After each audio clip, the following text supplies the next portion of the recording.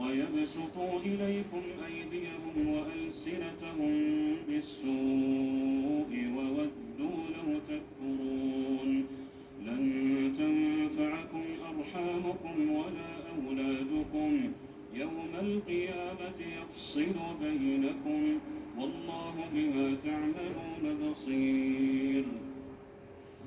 قد كانت لكم أسوة حسنة في إبراهيم والذين